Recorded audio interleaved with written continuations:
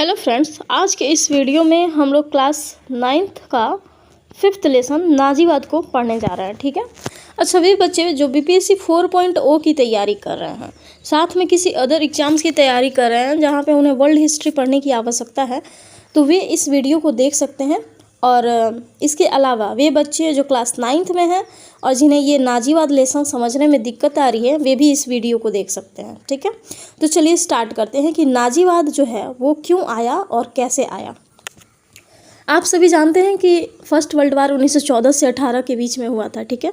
Then उसके बाद में जर्मनी जो है बहुत बुरे तरीके से हार जाता है, और जब जर्मनी हारता है तो उसके साथ वर्साई की संधि की जाती है, और कहा जाता है कि कहीं ना कहीं वर्साई की संधि से ही हिटलर का जन्म हुआ। और जो हिटलर का जो कॉन्सेप्ट था ना, उसे नाजीवाद के नाम से जाना जाता है। ठीक है। इतना तो आप लोग को क्लियर हो ही गया होगा। अच्छा, इसके पहले मैंने जो है फर्स्ट वर्ल्ड वार का वीडियो डाला हुआ है, यदि आप लोगों ने उसे नहीं देखा है तो उसे प्लेलिस्ट में जा करके देख सकते हैं। पहले उसे देखिएगा, देन उसके बाद में इस वीडियो को देखिएगा। ठीक है। तो चलिए शुरू करते हैं। फर्स्ट वर्ल्ड वार के बाद में क्या होता है कि यूरोप में दो महायुद्धों के बीच महत्वपूर्ण राजनैतिक परिवर्तन आए, जिनमें सबसे विनाशकारी परिवर्तन तानाशाही का उत्कर्ष था। ये दो युद्ध किस युद्ध की बात कर रहा है? एक तो फर्स्ट वर्ल्ड वार 1914 से लेकर के 1918 तक। ठीक है। और देन आपका सेकेंड वर्ल्ड वार 1939 से लेकर के 1945 तक। अब इसके बीच का जो टाइम पीरियड है, यहीं पे महत्वपूर्ण राजनीतिक परिवर्तन हुए, जिनमें से क्या था कि विनाशकारी परिवर्तन तानाशाही का उत्कर्ष था, यानी कि तानाशाह जो था ना वो आया। ठीक है। इटली में बेनिटो मुसोलिनी के नेतृत्व में फांसीवाद तथा एडोल्फ हिटलर के नेतृत्व में जर्मनी में नाजीवाद का उत्कर्ष, ऐसे ही दो उदाहरण हैं। क्या होता है कि इटली जो था, इटली को भी धुरी राष्ट्र में था पहले इटली। देन उसके बाद में मित्र राष्ट्र ने उसको बोला कि तुम मेरे तरफ आ जाओ, मैं तुम्हें बहुत बड़ा भूमि का टुकड़ा दूंगा। लेकिन फर्स्ट वर्ल्ड वार के बाद में भूमि का टुकड़ा उसे इटली को नहीं मिलता है, तो कहीं ना कहीं इटली भी जो है फर्स्ट वर्ल्ड वार के बाद में वर्साई की संधि से बहुत दुखी था।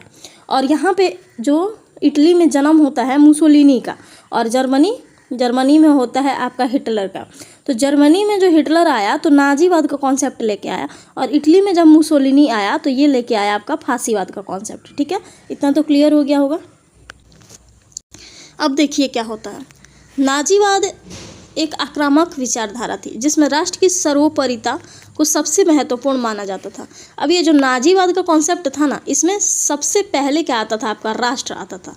इसमें आपका स्वतंत्रता भी छीन जाती थी। देखिए, जैसे व्यक्तिगत स्वतंत्रता को राज्य हित के आगे त्यागने और अर्थव्यवस्था पर राज्य के पूर्ण नियंत्रण की बात कही गई, एवं जर्मनी के विरुद्ध हुए अन्याय का बदला लेने और जर्मनी के सम्मान और गौरव का पुनर्स्थापित करने के उपाय किए गए।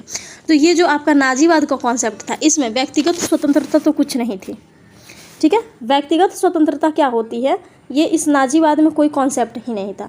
दूसरा था कि आपका जो है सो राज्य ही है, और राज्य फर्स्ट वर्ल्ड वार के बाद में जो वर्साई की संधि हुई उसका बदला इसमें लेना था, सबसे पहली बात। ठीक है। और जर्मनी के सम्मान और उसके गौरव को जो है पुनर्स्थापित करने के लिए इसमें उपाय किए गए थे। ठीक है। ये नाजीवाद के कॉन्सेप्ट में। चलिए देखते हैं फिर आगे क्या होता है कि हिटलर के उत्कर्ष और उसके नेतृत्व में नात्सी क्रांति के मुख्य कारण निम्नलिखित हैं। तो हिटलर का उदय और उसके नेतृत्व में जो नात्सी क्रांति होती है, उसके क्या क्या कारण हैं, इसके बारे में यहाँ पे दिया गया है। ठीक है। पहला है गणतंत्र की स्थापना। देखिए, जब फर्स्ट वर्ल्ड वार हो रहा था तो जर्मनी का जो उस समय चांसलर था वो कैसर विलियम द्वितीय था। ठीक है। देखिए, फर्स्ट वर्ल्ड वार 1914 से 18 में जर्मनी की पराजय से उत्पन्न अनियंत्रित स्थिति को संभालने में शासक कैसर विलियम द्वितीय असमर्थ था। अतः प्रतिकूल परिस्थिति पाकर उन्होंने त्याग पत्र दे दिया और 10 नवंबर 1918 को हॉलैंड भाग गया। क्या होता है कि फर्स्ट वर्ल्ड वार जब होते रहता है तो स्थिति जो है काफ़ी बुरी हो गई रहती है जर्मनी की। तो उस समय जो उसका शासक रहता था जर्मनी का, कैसर विलियम सेकेंड, ये वहाँ की स्थिति संभालने में बहुत ही असमर्थ हो गया था। तो वो क्या करता है कि हॉलैंड भाग जाता है। ठीक है। कैसर विलियम द्वितीय, जिसका हॉलैंड जो अभी प्रेजेंट टाइम में नीदरलैंड के नाम से जाना जाता है। ठीक है। क्या? नीदरलैंड। हॉलैंड को ही नीदरलैंड कहा जाता है अभी। ठीक है। अब ऐसी अवस्था में क्या होता है कि लोगों ने क्या किया कि समाजवादी प्रजातांत्रिक दल ने सत्ता अपने हाथ में लेकर एक तंत्र के स्थान पर जर्मनी में जो है गणतंत्र की स्थापना की। तो अब क्या किया गया कि जर्मनी में समाजवादी प्रजातांत्रिक दल ने एक तंत्र के स्थान पे गणतंत्र की स्थापना कर दी। एक तंत्र का मतलब कि एक ही पार्टी के लोग खड़े होंगे, आपका एक ही पार्टी के नहीं, मतलब एक ही शासक होगा और उसी के नेतृत्व में और एक ही समूह होगा, इस टाइप से छोड़ करके गणतंत्र की स्थापना कर दी गई। ठीक है, कि अब गणतंत्र होगा। और उसका जो नेता था वो बन गया फ्रेडरिक एबर्ट, ये चांसलर बन गया।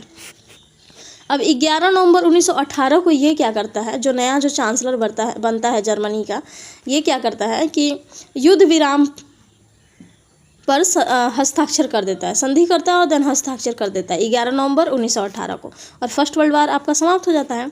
इसके बाद संविधान सभा का चुनाव हुआ तथा इसकी प्रथम बैठक 5 फरवरी 1919 को वाइमर नामक स्थान पर हुई। अब जब ये फर्स्ट वर्ल्ड वार के लिए जो है सिग्नेचर कर देता है कि हाँ मैं युद्ध विराम चाहता हूँ, देन उसके बाद में 5 फरवरी 1919 को, 1918 में समाप्त हो गया वर्ल्ड वार।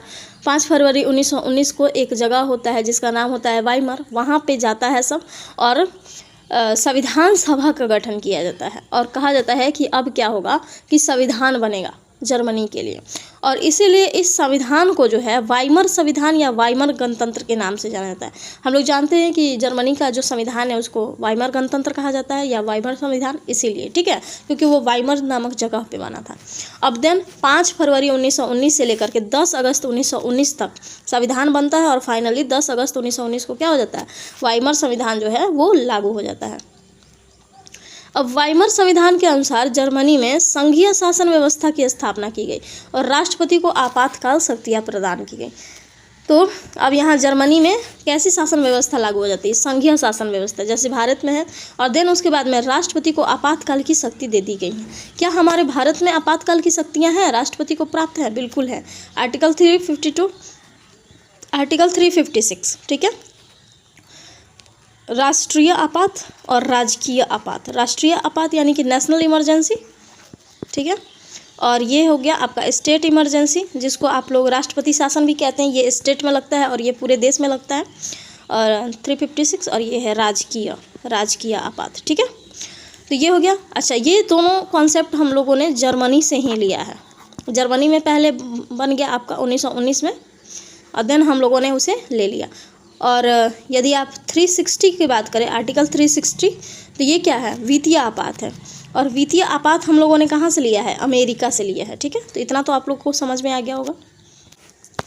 तो यहाँ जो है शक्तियाँ प्रदान कर दी गई थी आपातकाल की, यहाँ भी देखिए यहाँ दे दिया है। भारतीय संविधान में राष्ट्रपति के आपातकाल शक्ति का स्रोत वाइमर संविधान से ही माना जाता है, परंतु नया वाइमर गणतंत्र युद्ध उपरांत जर्मनी की स्थिति संभालने में असफल रहा। फलतः जनता काफ़ी आक्रोश थी। तो जनता में जो है काफ़ी आक्रोश था। क्या होता है कि जर्मनी में जो नया संविधान बनता है, वाइमर संविधान, नया जो शासक बनता है वो भी स्थिति को संभाल नहीं पाता है जर्मनी का, क्योंकि काफ़ी 6 अरब 10 करोड़ पाउंड का जो है जुर्माना भरना था। 15 साल के लिए फ्रांस उसका जो कोयला वाला इलाका था वो ले लिया था। फिर उसके बाद में आपका फर्स्ट वर्ल्ड वार में क्या होता है कि नौसेना नहीं बढ़ाना है, स्थल नहीं सेना नहीं बढ़ाना है, ज़्यादा वायुसेना नहीं बढ़ाना है, ऐसा बहुत सारा चीज़ हो गया था। जो भी इलाके थे जर्मनी के वे सब हड़प लिए गए थे अलग अलग देशों के द्वारा। तो फिर ये बहुत ही ख़राब स्थिति हो गई थी जर्मनी की। तो आपका स्थिति संभल नहीं रही थी किसी के भी द्वारा, ना ही विलियम काइजर तो भाग ही गया द्वितीय, अब ये सेकंड जो बना राजा वो उससे भी संभल नहीं रहा था, ठीक है। तो इसी बीच में आपका आ जाता है। अच्छा, ये तो हो गया आपका पहला कि नाजीवाद में का उदय क्यों हुआ, यानी कि हिटलर का उदय क्यों हुआ। तो गणतंत्र की स्थापना हुई और गणतंत्र जो है संभल नहीं रहा था देश से, वो पहला। दूसरा रीजन हो जाता है कि वर्साई की अपमानजनक संधि।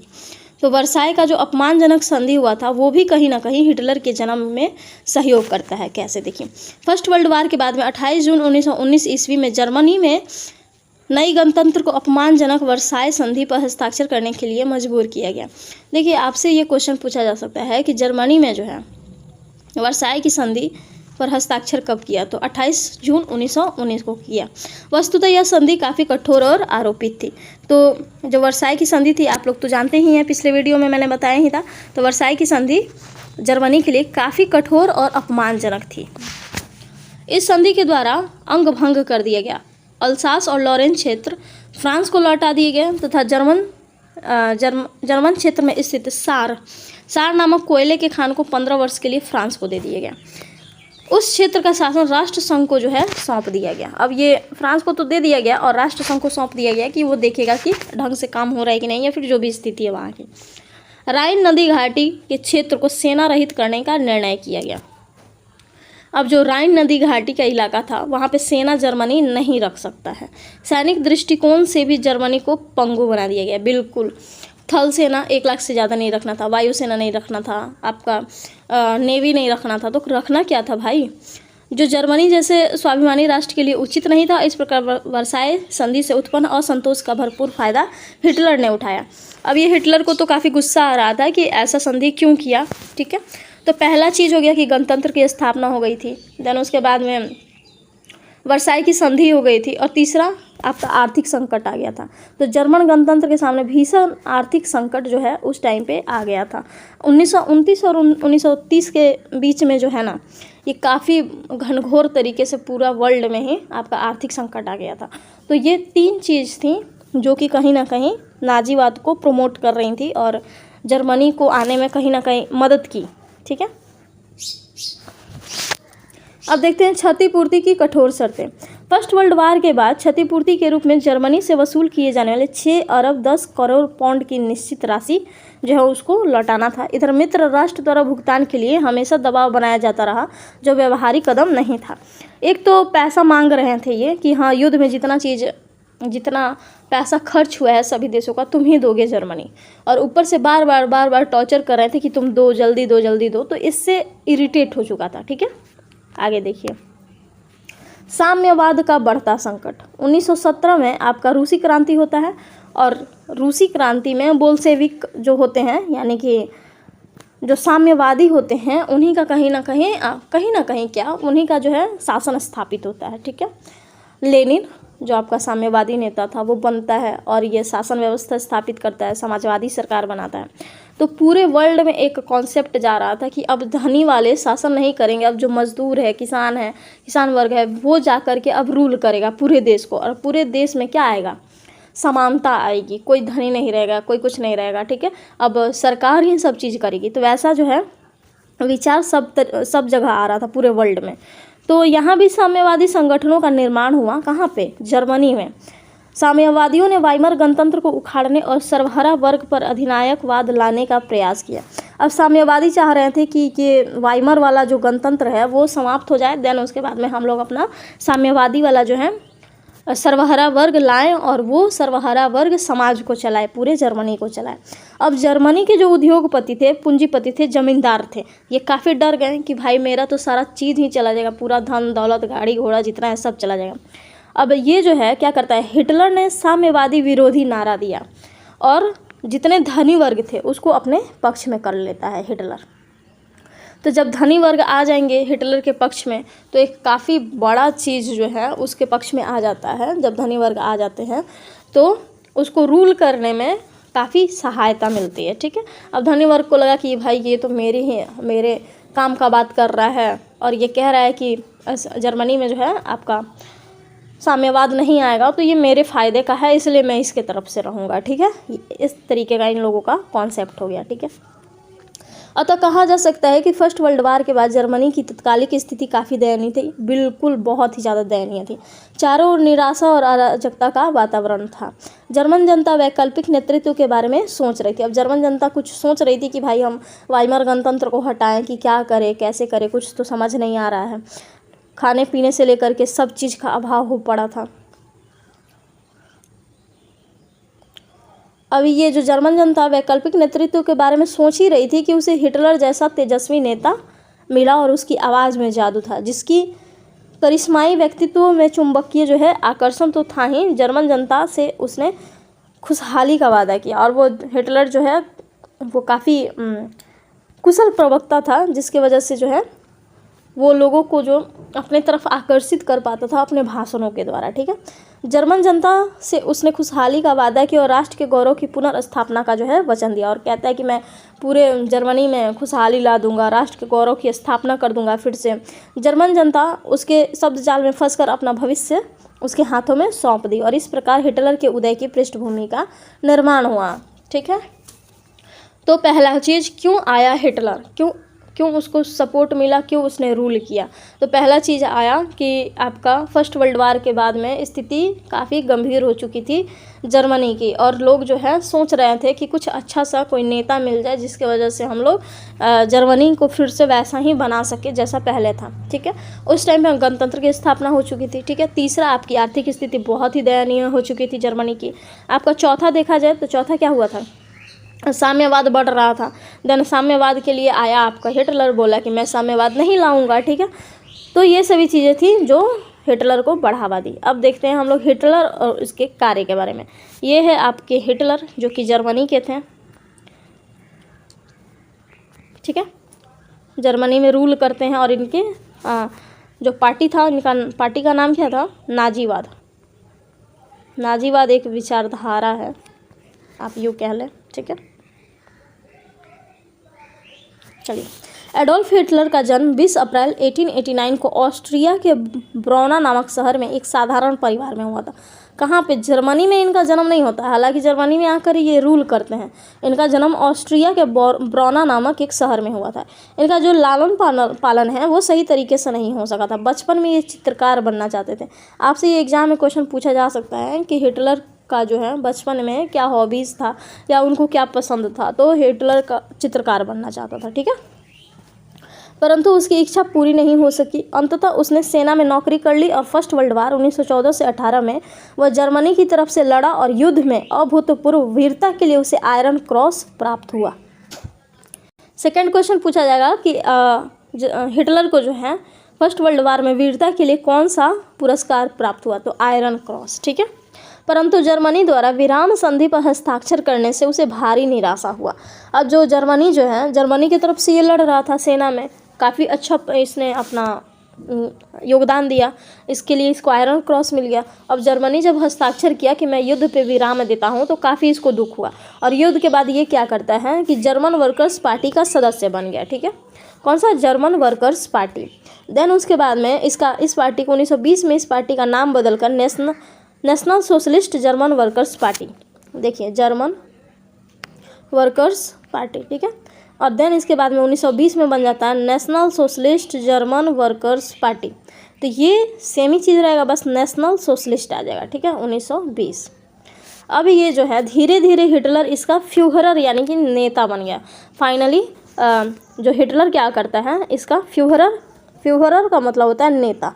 तो national socialist German workers party का हिटलर नेता बन जाता है, ठीक है।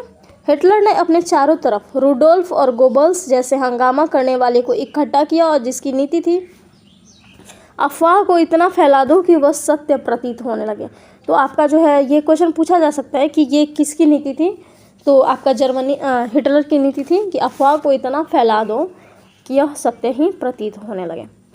फर्स्ट वर्ल्ड वार के बाद संधि के तहत जर्मन प्रदेश पर रूर फ्रांस का कब्जा हो गया। अब एक जर्मनी का इलाका था, कौन सा था, रूर इलाका, इस पे फ्रांस का कब्जा हो गया। और ये ना जर्मनी का औद्योगिक इलाका था, ये काफ़ी धनी मनी इलाका था। अब देखिए अल्सास और लॉरेंस फ्रांस का इलाका था, जर्मनी कब्जा किया था फर्स्ट वर्ल्ड वार के पहले। अब रूर इलाका जो कि जर्मनी का है, अब ये फ्रांस कब्जा कर लेता है, ठीक है। तो जर्मन प्रदेश रूर औद्योगिक रूप से काफ़ी संपन्न था, अतः जर्मन वासियों ने फ्रांसीसी आधिपत्य का विरोध किया। अब ये चूँकि आपका फ्रांस कब्जा कर लेता है तो जर्मनी को बहुत बुरा लगता है, और जर्मनी के लोग इसका विरोध करते हैं कि फ्रांस का विरोध करते हैं कि तुमने मेरे रूर प्रदेश पे क्यों कब्जा किया, ठीक है। हिटलर जो है मौके की तलाश में था, और उसने जन आक्रोश का लाभ उठाकर लुडेनड्राफ के साथ मिलकर 1923 में वाइमर गणतंत्र के खिलाफ विद्रोह कर दिया। अब जनता तो आक्रोशित थी ही, किस चीज़ से, एक तो आपका जो वाइमर संविधान बना था उससे, देन उसके बाद में उसका जो शासक था उससे। अब हिटलर क्या करता है, देन उसके बाद में आपका संधि कर लेता है जर्मनी युद्ध में उससे भी, फिर उसके बाद में रूर प्रदेश ले लिया रहता है जर्मनी का, फ्रांस उससे। अब इन सब चीज़ों से जनता जो है आक्रोशित हो जाती है, भूखमरी अलग से ही थी। तो इसका फ़ायदा उठाता है हिटलर और उस समूह का, उस जो आंदोलनकारी था उसको, उससे मिल करके और भाषण वगैरह दिया। और देन उसके बाद में क्या करता है कि लुडेनवर्फ के साथ मिल करके वाइमर गणतंत्र के खिलाफ विद्रोह कर दिया। ठीक है, विद्रोह जो होता है ये विद्रोह असफल हो जाता है और हिटलर को बंदी बना लिया गया और हिटलर को डाल दिया गया जेल में। 1923 की ये घटना है। 1923 में हिटलर ने अपनी आत्मकथा लिखी मीन कैंप, VVI लगा लीजिए, TRE 3 में पूछा गया क्वेश्चन है, BPSC TRE 3 में, कि हिटलर के आत्मकथा का नाम क्या था या इनमें से कौन हिटलर की पुस्तक है। ठीक है, तो मीन कैंप। तो ये इसने जेल में बैठ करके लिखा, जिसमें भावी कार्यक्रम की रूपरेखा प्रस्तुत की। अब जर्मनी में कैसे कैसे कौन कौन सी चीज़ें होंगी। ठीक है, 1924 के अंत में जो है उसको रिहा कर दिया गया और रिहा होकर उसने अपने दल को जो है नए सिरे से संगठित किया। तो इसके दल का नाम क्या था बताइए ज़रा? National socialist German workers party. ठीक है, यही इसके दल का नाम था। और देन उसके बाद 1924 में इसको नए तरीके से संगठित करता है और आर्यों की पवित्र सूचक स्वास्तिक को प्रतीक के रूप में ग्रहण किया और सैनिक ढंग से पार्टी को संगठित किया। आपसे पूछ सकता है कि जो जर्मनी की पार्टी थी उसको किस ढंग से संगठित किया गया था, उसमें दे सकता है 2-4 ऑप्शन, तो उसका आंसर हो जाएगा सैनिक ढंग से। अच्छा, स्वास्तिक क्या होता है? स्वास्तिक आप लोगों को पता है, हड़प्पा से हम लोगों को स्वास्तिक मिला था, ये है आपका स्वास्तिक। ठीक है, और स्वास्तिक हम लोगों को सिंधु सभ्यता में ही प्राप्त हो जाता है। ठीक है, चलिए आगे देखते हैं। हालांकि नाजी पार्टी को बढ़ते प्रभाव को रोकने के लिए स्टेट्समैन के नेतृत्व में गणतंत्रवादियों ने कई कार्यक्रम शुरू किए। अब ये जो नाजी पार्टी था यानी हिटलर को रोकने के लिए किसके नेतृत्व में? स्टेट्समैन के नेतृत्व में गणतंत्रवादियों ने कई कार्यक्रम शुरू किए थे। बट 1925 ईस्वी के लोकार्नो समझौते ने जर्मनी को वैश्विक समुदाय में सम्मानजनक स्थान प्रदान किया। जर्मनी को राष्ट्रसंघ की सदस्यता मिल गई। देखिए होता क्या है कि 1925 में एक लोकार्नो समझौता करता है जर्मनी और इससे राष्ट्रसंघ की सदस्यता उसको मिल जाती है। राष्ट्रसंघ का मतलब लीग ऑफ नेशन जो फर्स्ट वर्ल्ड वार के बाद में युद्ध को रोकने और शांति बनाए रखने के लिए जो है आपका गठित किया जाता है। वुड्रो विल्सन के द्वारा 14 सूत्री जो है समझौता दिया गया रहता है, 14 सूत्र का कॉन्सेप्ट दिया गया रहता है। उसी के बाद में ये बनाया जाता है कि किसी भी देश में जो है अब वर्ल्ड वार ना हो, पूरे वर्ल्ड में शांति बना रहे, तो इसी में ये शामिल हो जाता है राष्ट्रसंघ में। ठीक है, 1924 ईस्वी में जर्मनी के निम्न सदन यानी कि राइखस्टैग के चुनाव में नाजी पार्टी को 32 स्थान मिले। देन उसके बाद में 1928 में वह घटकर 12 हो गया। आपसे ये सभी तो नहीं पूछेगा कि किस चुनाव में उसे कितना जो है वोट मिला। आपसे ये पूछेगा कि जर्मनी का जो निम्न सदन है, निम्न सदन का नाम क्या है? तो राइखस्टैग नाम है। ठीक है, ये है राइखस्टैग नाम निम्न सदन का। उसी समय 1929 में प्रारंभ हुए वैश्विक आर्थिक मंदी तो हिटलर के लिए क्या करता है? नव जीवन का संदेश लेकर के आता। फिर अब देखिए क्या होता है, जब फर्स्ट वर्ल्ड वार के बाद में आपका आर्थिक मंदी आ जाता है तो फिर हिटलर जो है उसके लिए काफ़ी अच्छा साबित हो जाता है। राष्ट्रपति हिंडनबर्ग ने 30 जनवरी 1933 को हिटलर को चांसलर मनोनीत कर दिया। फलतः उसने निरंकुश अधिकार प्राप्त किया और सत्ता प्राप्त करते हुए उसने चुनाव की घोषणा की। चुनाव प्रणाली का संगठन इस तरह से किया गया कि नाजी पार्टी के लोग ही चुनाव करके जो है आ सकते थे। इस प्रकार जर्मन गणतंत्र की समाप्ति और नात्सी क्रांति की शुरुआत हुई, जिसे हिटलर ने तृतीय राइख नाम दिया। देखिए क्या होता है, आपका जो राष्ट्रपति रहता है, गणतंत्र वाला राष्ट्रपति, वाइमर गणतंत्र वाला, 30 जनवरी 1933 को क्या करता है कि हिटलर को चांसलर बना देता है। अब हिटलर जैसे ही चांसलर बनता है वो निरंकुश शासन को बढ़ावा देता है।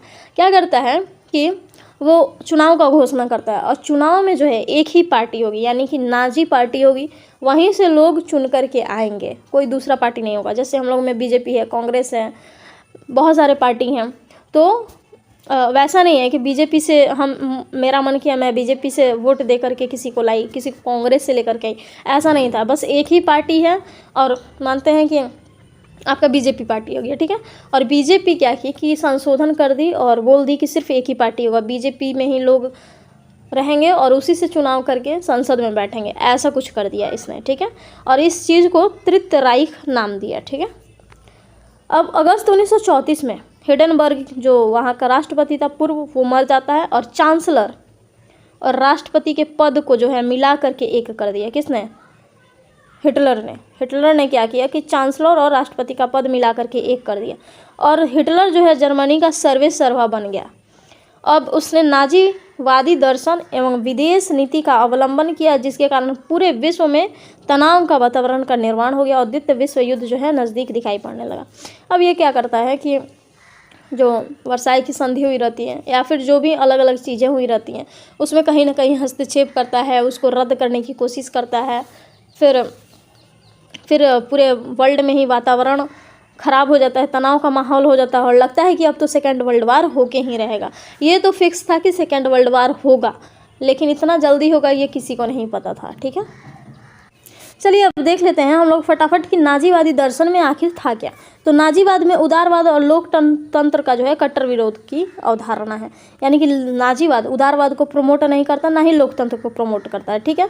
प्रेस तथा वाक अभिव्यक्ति की स्वतंत्रता पर प्रतिबंध लगा दिया।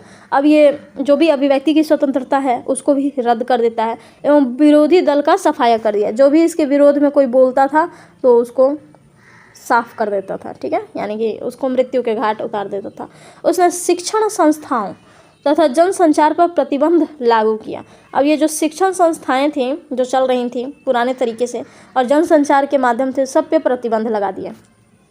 इस प्रकार जर्मनी में लोकतांत्रिक आवाज़ को दफन करने का प्रयास किया गया, जो राष्ट्र के लिए घातक सिद्ध हुआ और लोकतांत्रिक जो भी चीज़ें थी सबको रद्द कर दिया गया। अच्छा देखिए, ये नाजी पार्टी है और नाजी पार्टी का ये प्रतीक चिन्ह, ठीक है।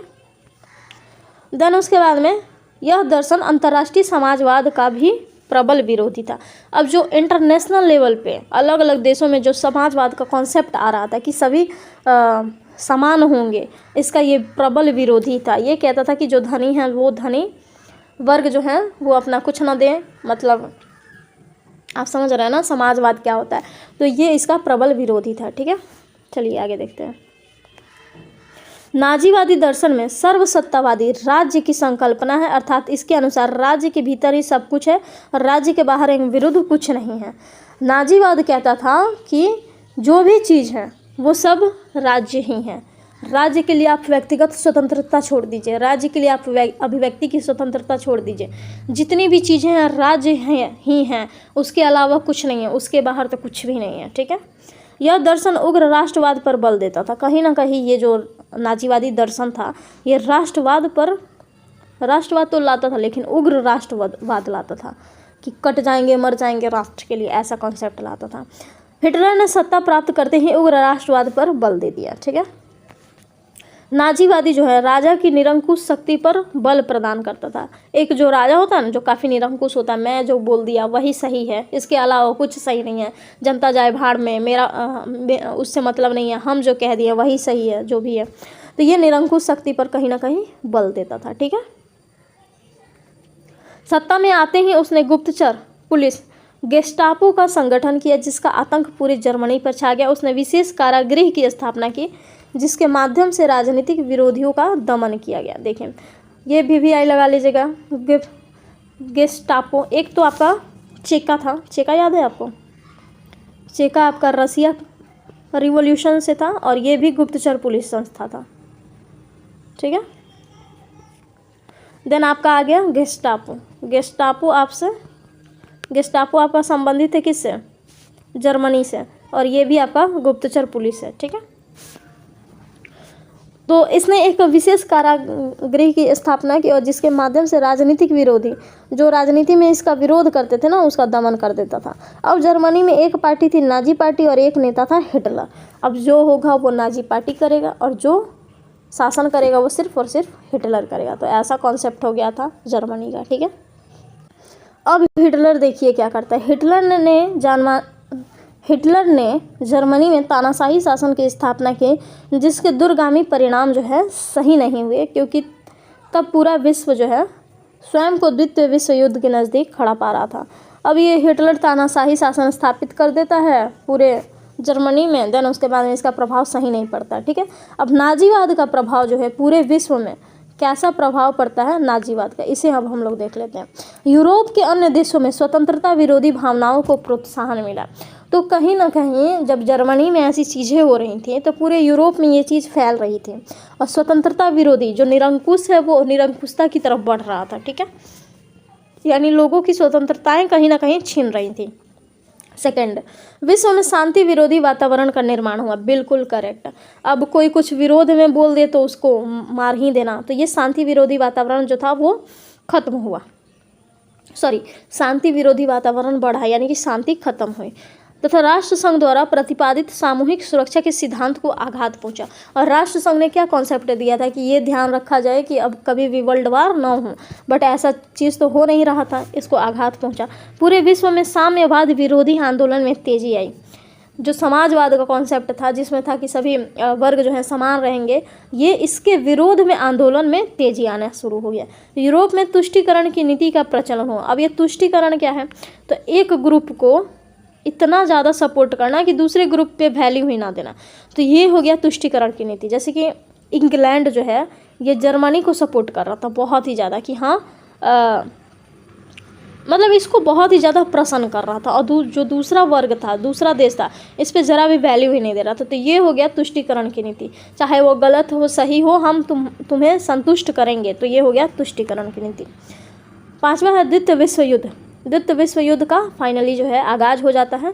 तो ये होता है नाजीवाद का प्रभाव, ठीक है, कि स्वतंत्रता समाप्त हो जाती है, शांति समाप्त हो जाती है, राष्ट्र संघ का वैल्यू नहीं रहता है, साम्यवाद जो है उसके विरोध में ढेर सारे आंदोलन होने लगते हैं, यूरोप में अलग अलग देश दूसरे को तुष्टीकरण की नीति अपनाने लगते हैं और सेकेंड वर्ल्ड वार आ जाता है सर पे, ठीक है।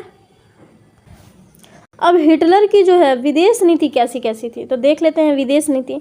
इसके विदेश नीति के मूल सिद्धांत था कि वर्साई की जो संधि हुई है आपका 1918 में, इसको तो भंग करना ही करना है, कैसे भी हो इसको तो रद्द करके ही हम रहेंगे, ठीक है। सारी जर्मन जाति को एक सूत्र में संगठित करना। अब जितना भी जर्मन जाति है सबको एक जगह के एक सूत्र में बांध देना। जर्मनी साम्राज्य का विस्तार करना। जर्मनी इतना छोटा है तो बना के इतना बड़ा कर देना जर्मनी को, ठीक है। ये जर्मनी साम्राज्य का विस्तार करना।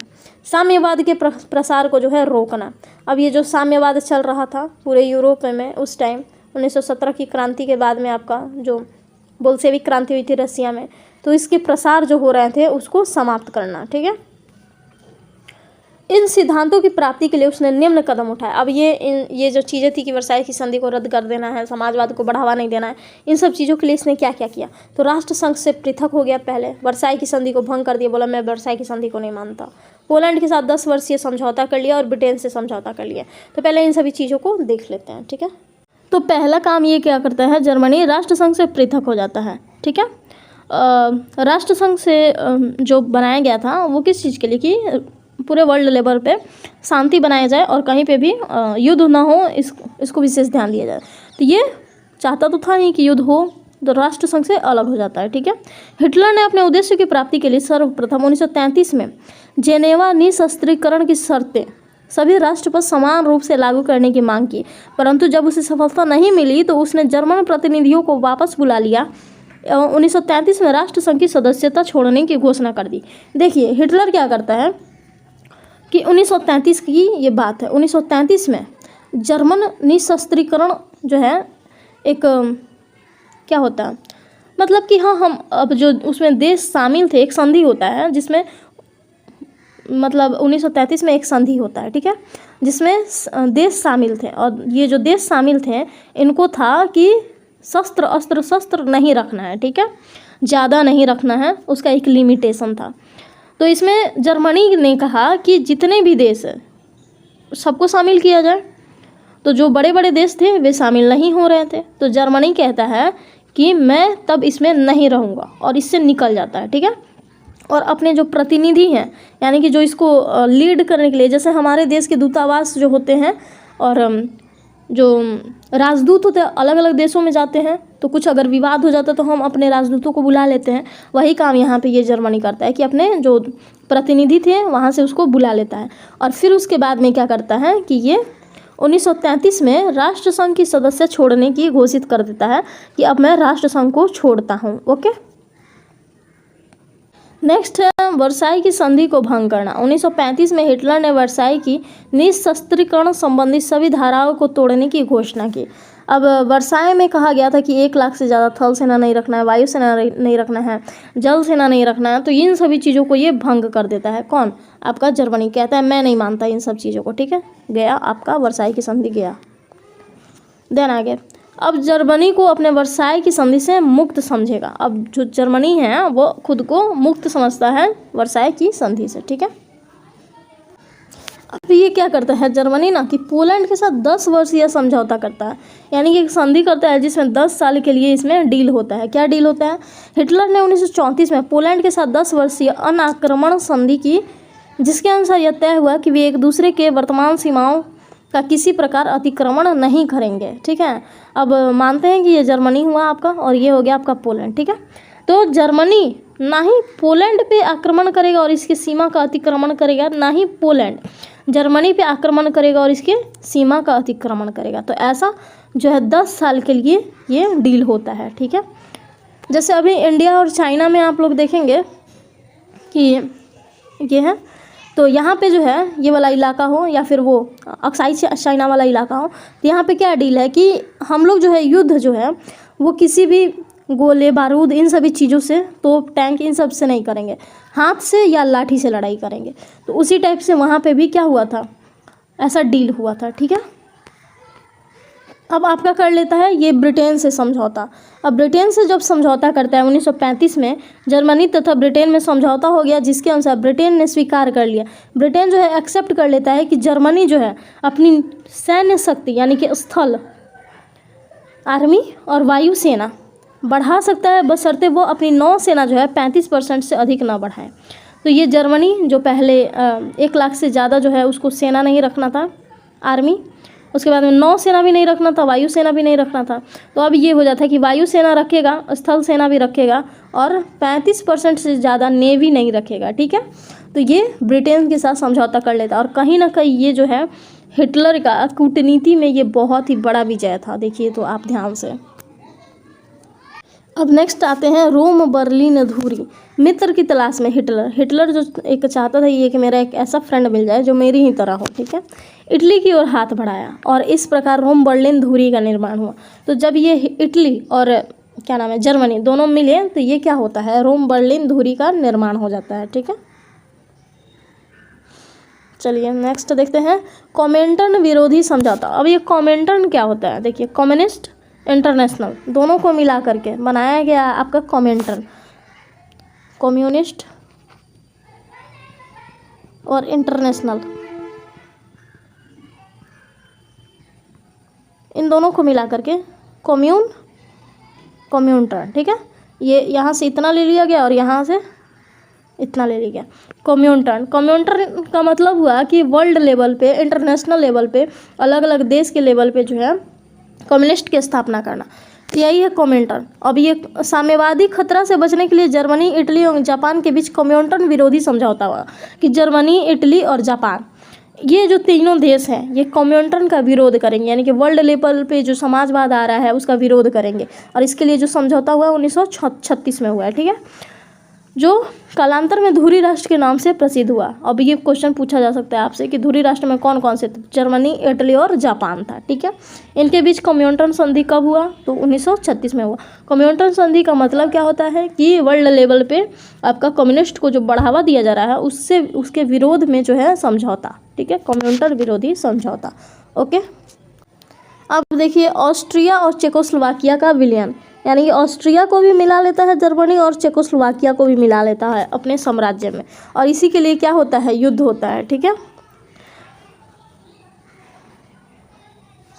स्टार्टिंग में जब वो ऑस्ट्रिया को मिलाते रहता है तो इटली इसका विरोध करता है, लेकिन बाद में क्या होता है कि ऑस्ट्रिया को जर्मन साम्राज्य में फाइनली हिटलर मिला ही लेता है और हिटलर का इससे मनोबल काफ़ी बढ़ जाता है। चेकोस्लोवाकिया के सुडेटनलैंड में जर्मन जाति के लोग रहते थे। देखिए इसका कॉन्सेप्ट क्या था कि जितने जर्मन जाति के लोग हैं उनको एक पास इकट्ठा कर देना। ठीक है, तो चेकोस्लोवाकिया में सुडेटनलैंड में जर्मन जाति के लोग रहते थे। अब अतः हिटलर ने चेक सरकार से यानी कि चेकोस्लोवाकिया की सरकार से सुडेटनलैंड की मांग की, जिसे उसने अस्वीकार कर दिया। चेकोस्लोवाकिया कहता है कि मैं नहीं देता सुडेटनलैंड। फलतः इंग्लैंड, फ्रांस एवं इटली के अनुरोध पर 1938 के म्यूनिख सम्मेलन में सुडेटनलैंड जर्मनी को दे दिया गया। अब इटली, फ्रांस और इंग्लैंड ये तीनों दबाव बनाते हैं आपके किस पे, चेकोस्लोवाकिया पे, और फाइनली 1938 के म्यूनिख सम्मेलन में आपसे पूछा जा सकता है और ये सुडेटनलैंड जर्मनी को दे दिया जाता है। आपसे बोला जा सकता है कि सुडेटनलैंड जो है किस सम्मेलन में जर्मनी को दिया गया, तो 1938 के म्यूनिख सम्मेलन में। ठीक है, सुडेटनलैंड किस देश का हिस्सा था, तो चेकोस्लोवाकिया का हिस्सा था। इस पे यहाँ पे कैसे लोग रहते थे, जर्मन जाति के लोग रहते थे। ठीक है, ये सभी चीज़ें आपसे पूछी जाएंगी। लेकिन हिटलर तो पूरे चेक गणराज्य को हस्तगत करना चाहता था। ऐसा नहीं था कि हिटलर सिर्फ वहाँ का सुडेटनलैंड ले लिया देन उसके बाद वो उसको छोड़ देगा चेकोस्लोवाकिया को, ऐसा नहीं था। वो पूरे चेक गणराज्य को ही लेना चाहता था, क्योंकि हिटलर जो है साम्राज्यवादी नीति में विश्वास करता था। ये जर्मनी है और ये पूरा इलाका जो है वो जर्मनी का ही हो जाए, अपना विस्तार करे। ठीक है, तो फाइनली यही होता है कि अतः उसने 1939 में ही समस्त चेक गणराज्य पे अधिकार कर लिया और चेक गणराज्य को भी मिला लिया, पूरा ऑस्ट्रिया को भी मिला लिया। ठीक है, अब आती है पोलैंड की बारी। अब जब हिटलर पोलैंड पे आक्रमण करता है ना, तो यहीं से आपका सेकेंड वर्ल्ड वार स्टार्ट हो जाता है। ठीक है, देखिए क्या होता है। पोलैंड का डांजिंग बंदरगाह और पोलिस गलियारा, इन दोनों पे जो है क्या चाहता था, हिटलर अपना कब्जा चाहता था। ठीक है, और पोलैंड बार बार मना कर रहा था। हिटलर ने डांजिंग बंदरगाह और पोलिस गलियारे की मांग की एवं इसी प्रश्न पर जब उसने पोलैंड पर 1 सितंबर 1939 को आक्रमण कर दिया, और पोलैंड जो है देने से मना कर रहा था क्योंकि ये दोनों ही इसका इलाका था, डांजिंग बंदरगाह और पोलिस गलियारा। अब जब देने से मना किया तो ये क्या करता है, हिटलर 1 सितंबर 1939 को आक्रमण कर देता है। तो फ्रांस और इंग्लैंड आदि ने हस्तक्षेप किया और इस प्रकार सेकेंड वर्ल्ड वार की शुरुआत हुई। देखिए यहाँ हो गया ये पोलैंड और ये हो गया जर्मनी। तो पोलैंड पे आक्रमण किया जर्मनी, और इंग्लैंड और फ्रांस ये दोनों मिलकर के जर्मनी पे आक्रमण कर देते हैं और finally second world war start हो जाता है। ठीक है, 1945 में जब विजयी सेनाएं यहाँ इस युद्ध में हिटलर का तंत्र जो है लड़खड़ा गया और प्रारंभ की आशातीत सफलताएं के बाद मित्र देशों की शक्ति के सामने जर्मनी पराजित होने लगा। तो सेकेंड वर्ल्ड वार में भी वैसे भी आपका जो जर्मनी है पराजित हो ही जाता है। और जब सेकेंड वर्ल्ड वार 1939 से 1945 तक चलता है, देन उसके बाद में जर्मनी हारने लगता है और 1945 में जब विजयी सेनाएं बर्लिन तक पहुंची, यानी कि जब मित्र राष्ट्रों की सेना बर्लिन तक पहुंचा, तो हिटलर अपने बंकर में आत्महत्या कर चुका था, वो भी पूरे फुल फैमिली के साथ में इसका जो मंत्री था ना, वो भी पूरा फुल फैमिली के साथ आत्महत्या किया था। इस प्रकार विश्व समुदाय को एक तानाशाह से मुक्ति मिली एवं वैश्विक शांति हेतु 24 अक्टूबर 1945 को संयुक्त राष्ट्र संघ की स्थापना हुई। ये मोस्ट इम्पॉर्टेंट चीज़ है कि संयुक्त राष्ट्र संघ की स्थापना कब हुई, तो 24 अक्टूबर 1945 को आपको होती है। अच्छा, ये यूनाइटेड नेशनल ऑर्गेनाइजेशन की बात कर रहा है। फर्स्ट वर्ल्ड वार के बाद में जो आपका बना था वो था लीग ऑफ नेशन, यानी कि राष्ट्र संघ था वो, और ये है आपका संयुक्त राष्ट्र संघ। ठीक है, तो दोनों में डिफरेंस आप लोग देख लीजिएगा। संयुक्त राष्ट्र संघ फर्स्ट वर्ल्ड वार के बनता है के बाद, और यूएनओ यानी माफ़ कीजिएगा राष्ट्र संघ जो है वो फर्स्ट वर्ल्ड वार के बाद बनता है, और यूएनओ संयुक्त राष्ट्र संघ सेकेंड वर्ल्ड वार के बाद बनता है। ठीक है, ये जो है ये डाटा दिया गया है कि चुनाव में कैसे कैसे कितने लोग बढ़ते गए नाजी पार्टी के। बट ये तो आपसे नहीं पूछेगा, आपसे ये पूछेगा कि निम्न सदन, जर्मनी के निम्न सदन को क्या कहते थे, तो राइखस्टैग कहते थे। ओके, अच्छा, अभी तक हम लोगों ने क्या देखा कि सेकेंड वर्ल्ड वार कैसे आता है और नाजीवाद जो है वो कैसे सेकेंड वर्ल्ड वार को जन्म देता है। ठीक है, फिर उसके बाद में संयुक्त राष्ट्र संघ का फाइनली गठन हो जाता है, जो कि अभी तक जो है संयुक्त राष्ट्र संघ अपना काम करती है, हालांकि अभी थोड़ी उसकी स्थिति खराब हो चुकी है। चलिए अब हम लोग देख लेते हैं अभ्यास के तरफ। हिटलर का जन्म कहाँ हुआ था, तो हिटलर का जन्म आपका हुआ था ऑस्ट्रिया में। ठीक है, नाजी पार्टी का प्रतीक चिन्ह क्या था, तो वो था स्वास्तिक सिंधु सभ्यता से हमें मिली है। ठीक है, ये ऐसे होता है, पहले आप फ बना दीजिए, फ लिख दीजिए, देन इसके बाद ऐसे कर दीजिए, हो गया, ये हो गया स्वास्तिक। मीन कैंप किसकी रचना है, तो मीन कैंप आपकी रचना है हिटलर की, और 1923 में इसने जेल में लिखा था और 1924 में ये रिहा हो जाता है। ठीक है, अब जो जर्मनी है उसका प्रमुख औद्योगिक क्षेत्र कौन था, तो रूर था। और अल्सास और लॉरेन क्षेत्र किसका था, तो फ्रांस का था, लेकिन जर्मनी कब्जा किया था फर्स्ट वर्ल्ड वार में। और ये फर्स्ट वर्ल्ड वार के बाद में ये जर्मनी का रूर इलाका फ्रांस कब्जा कर लेता है, ठीक है। जर्मनी की मुद्रा का नाम क्या था, तो मार्क जो था वो जर्मनी की मुद्रा का नाम था। अब सही कथनों पर चुनाव करें। हिटलर लोकतंत्र का समर्थक नहीं था, बिल्कुल सही। हिटलर ना ही उदारवाद चाहता था, ना ही लोकतंत्र चाहता था, ठीक है, तो समर्थक नहीं था। नाजीवादी कार्यक्रम यहूदी समर्थक था। जो नाजीवाद कार्यक्रम था ना, वो यहूदी समर्थक बिल्कुल भी नहीं था, क्योंकि आप लोगों ने सुना ही होगा कि हिटलर ने लगभग 60 लाख यहूदियों को मौत के घाट उतार दिया, उनके बच्चों को भी मार दिया। कहता था कि ईसाई धर्म के जो ये थे, क्या नाम है, ईसा मसीह, उनको जो है यहूदियों ने मारा है। और इसी चीज़ को लेकर के हिटलर जो है यहूदियों को मार रहा था कि ये गंदे नस्ल के व्यक्ति हैं, ठीक है। ये मैं नहीं कह रही, ये एनसीईआरटी में दिया हुआ है। और इसने जो है 60 लाख लोगों को मौत के घाट उतार दिया था, यहूदियों को, ठीक है। नाजीवाद में निरंकुश सरकार का प्रावधान था, बिल्कुल सही। ये निरंकुश सरकार की स्थापना कर रहे थे कहीं ना कहीं।